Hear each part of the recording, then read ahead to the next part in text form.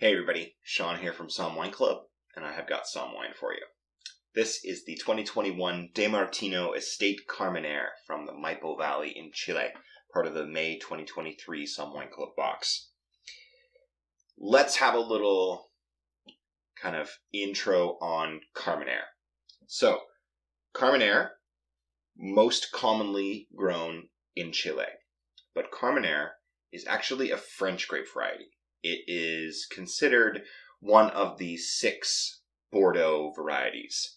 And you're thinking to yourself, 6? I thought there was only 5 Bordeaux varieties.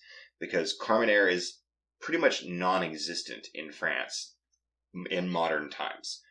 But if we go back 175 years to the mid-19th century, Carménère was fairly widely planted in Bordeaux, in the Médoc, in Grave, where it was known as Grand Videur, and it was one of the 6 grape varieties that was part of the Bordeaux blend. Now, when colonists from France started crossing the ocean and taking vine material with them and setting up shop in Chile, they took cuttings from Bordeaux.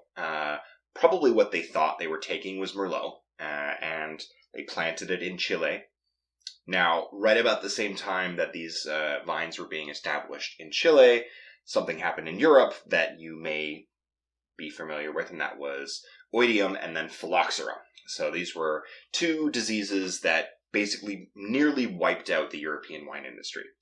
And when they replanted the vineyards after oidium and after phylloxera, Carménère didn't take well.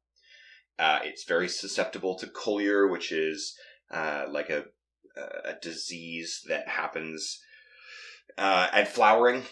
When you have cool, wet weather, certain varieties just won't bud, they won't flower, and they won't produce fruit if they're very susceptible to collier. And Carménère is.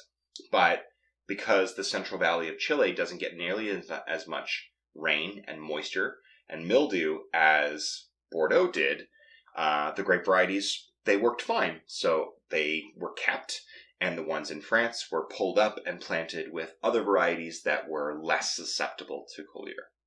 So, fast forward 120 years, 140 years, producers in Chile think they're growing Merlot, because that's what they were told that they were planting when they took it from France and brought it over to Chile. So, in the 70s and 80s and early 90s, Chilean Merlot was very, very particular thing. And they all just, it was like bad Merlot is what it was. It was green, it was underripe, it didn't taste like Merlot from anywhere else in the world. So they even had different clones that they named for Carménère, which wasn't Merlot in the end after all, but they didn't determine that until the early 90s. So 1994, genetic testing revealed that Carménère was Carménère, not just some weird clone of Merlot. And in 1996, Martino was the first winery to actually put Carménère on a label. So, a little bit of history, a little bit of kind of fun stuff, trivia to pull out at your next wine party if you want to impress someone with all of the weird knowledge that you now have about Carménère. So Martino is a historic producer in Chile. They started in the 1930s. The 4th generation of the family now running the estate, Marco Antonio and Sebastián de Martino. And just a fantastic and classic style of Chilean Carménère, Chilean Cabernet Sauvignon. They also have worked with some old vines in Itata in the south, doing things like Cinsault, which is delicious. But the Carménère is coming from the Maipo Valley, which is in the Central Valleys, and specifically Isla de Maipo, which is in the kind of right in the middle, the island of Maipo. It's 60 or so kilometers from the Pacific Ocean, so it's protected from the moisture coming off of the water, and this is a warm, hot, dry growing area that does perfectly for growing Cabernet Sauvignon and Merlot and Carménère. So, lots of ripe, dense black fruit here. This is black currant, blackberry, plum, black cherry.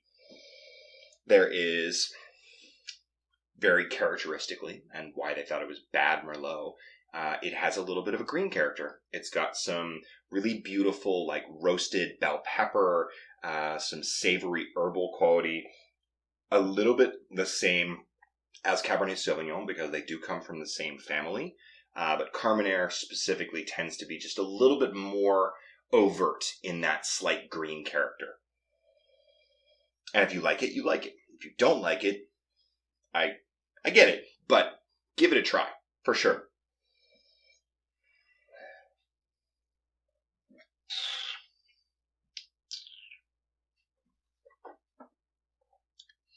What I really love about Carmenère is how it kind of finds this really beautiful middle ground between the tannic, dense, robust fruit of Cabernet Sauvignon and the silky, plush, rounder fruit character of Merlot. So I can understand why the confusion, but looking at it all on its own, it's in this spectacular place where it can kind of draw from both sides. At the table, you have enough tannin to work into like a really, really great asado or grill. You're like, get something meaty on there, and the tannins and the acidity in the wine will help to kind of break that down for you. But you can also do this with lighter fare. You can do this with kind of, actually one of the like really fun things that I had while I was down there was grilled octopus. And grilled octopus and Carmenère work really well together, strangely enough.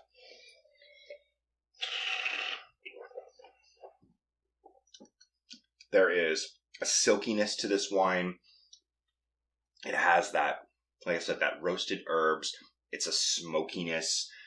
There's a savory quality to it. This wine doesn't see any new oak. This is all neutral French oak and concrete, and that's helping to give a little bit of oxidation, roundness, texture without adding any vanilla or toasty spices or flavor from oak. So you're just getting the benefit of the air, which has really helped to kind of open this wine up, give it a little bit more dynamic fruit and spice and earth and all of those things kind of coming out, even in wine that is 2021 vintage, so would be picked 2 years ago, kind of right a few months ago.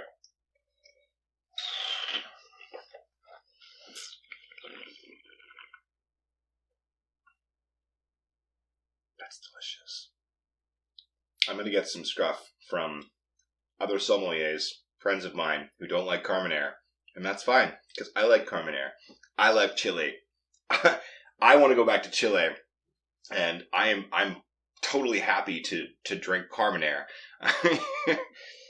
And I think that everybody should. I think that these wines are entirely underrated. I think they have a place on the dinner table. I think they have a place in your cellar.